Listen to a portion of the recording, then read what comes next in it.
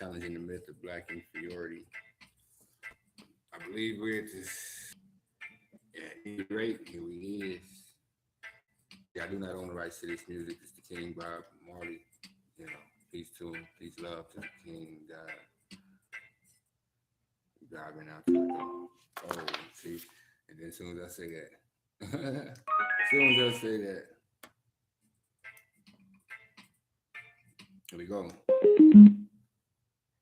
And it says anti-Jewish propaganda. Perhaps the only Jews their foundations in culture, family, and rituals. Among Jews in Egypt, Persia, Germany, America, and elsewhere, there is a common ritual, common belief, common values, and as later chapters will illustrate, such cultural riches were stolen from blacks. Slaves and their descendants had no assumed permanent structure to maintain their cultural roots.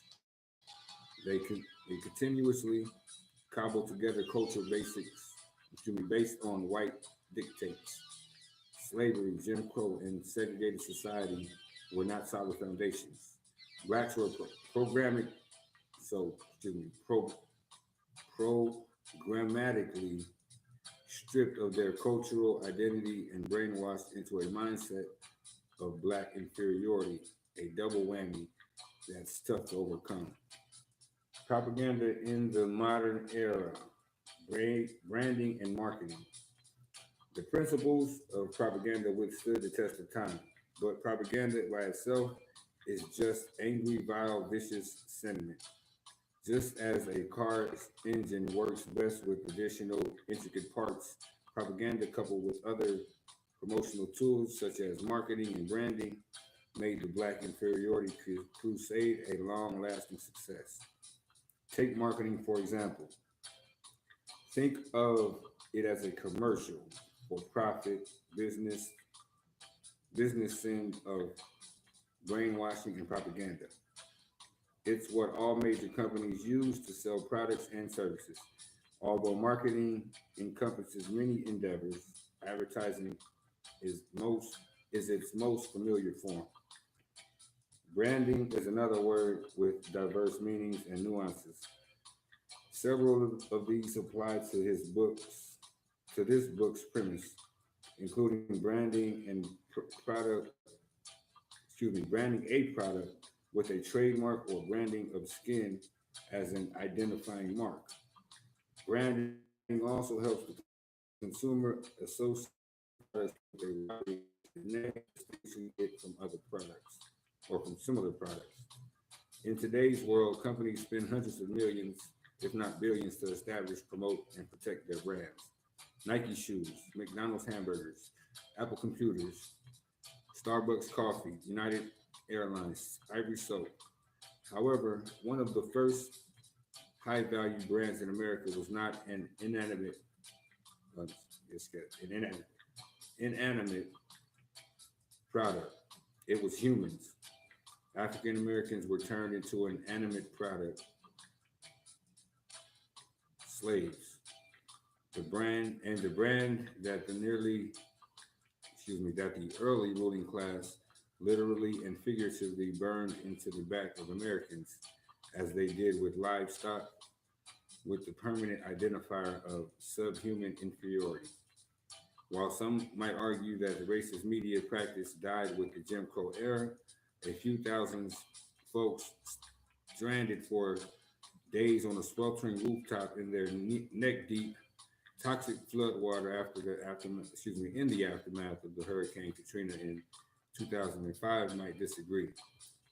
We know now, we now know, that many of the 24/7 news accounts of black sniper attacks, mass murders, and the rape of women and babies were largely unfounded.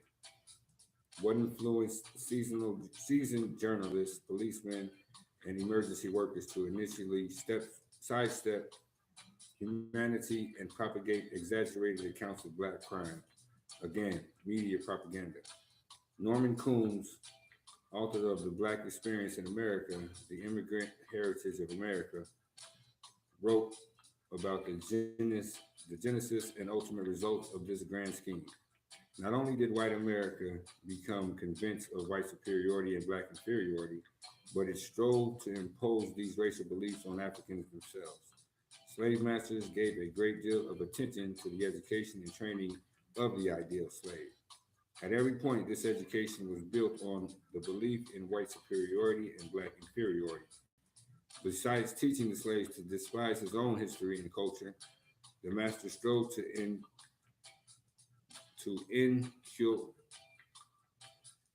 inculate, inculate. I haven't seen that one.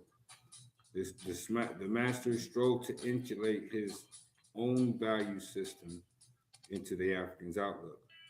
The white man's belief in Africans' inferiority paralleled African self-hate. In short, we were brainwashed. In short, here we go. Chapter 2. What does it? Relationship Rex. Relationship Rex.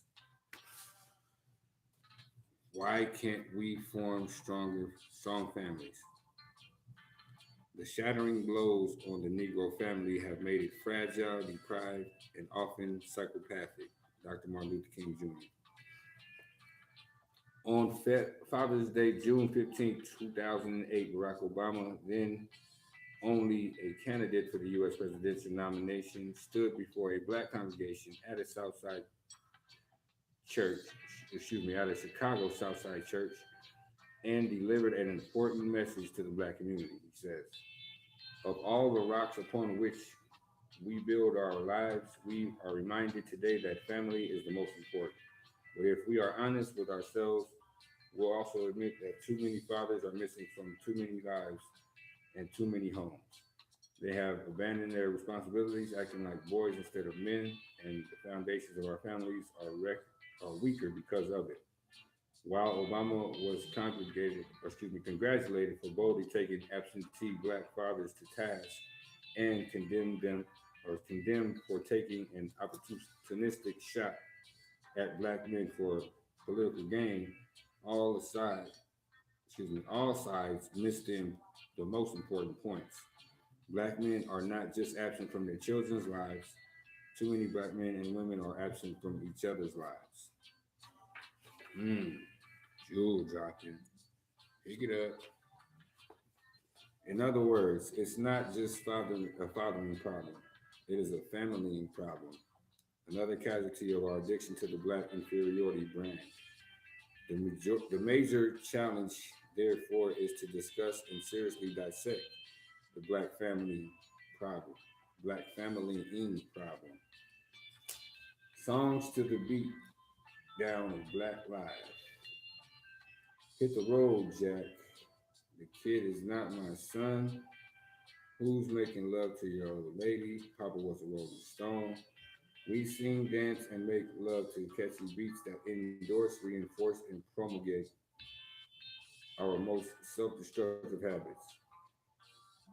The messages are not only telegraphed through our music, the muddy milieu of black relationships seemingly splash across the front pages of tabloids, on internet pages, on the nightly news and TV dramas, and in everyday advertising.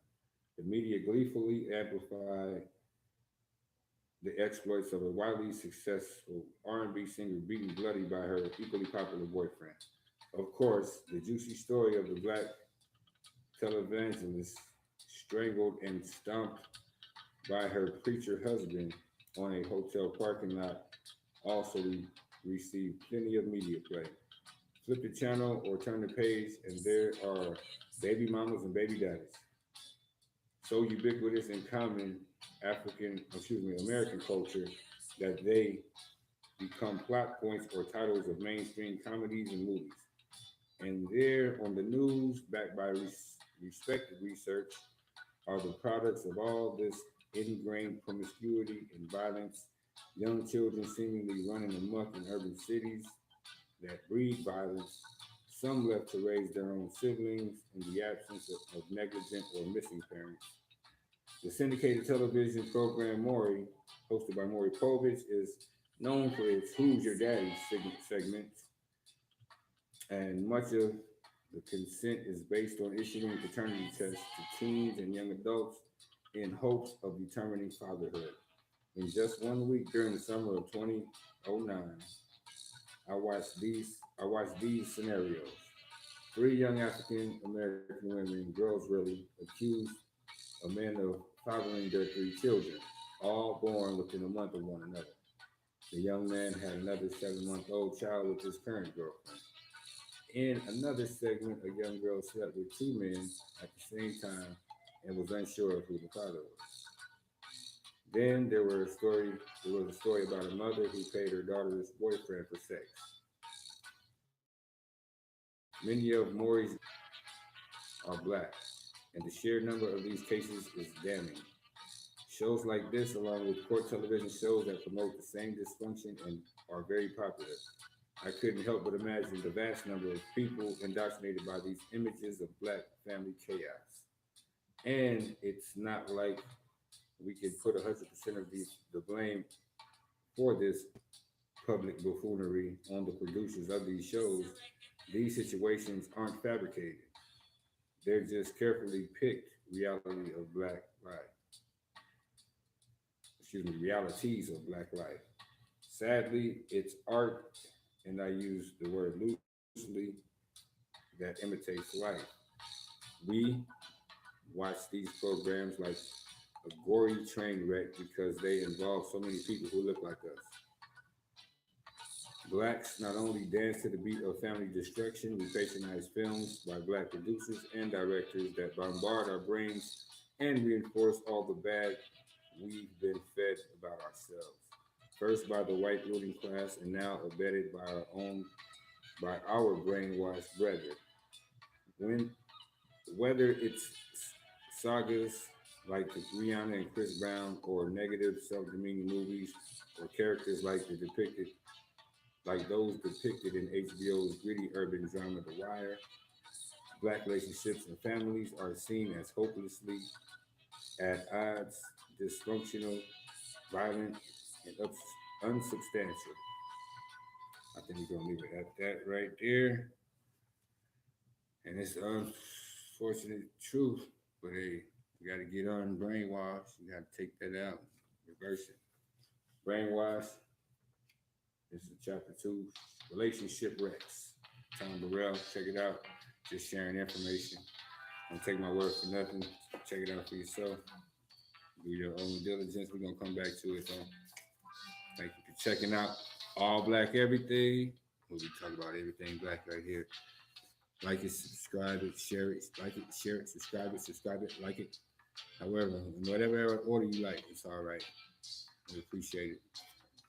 Peace and love. Coming back to you, coming back at you.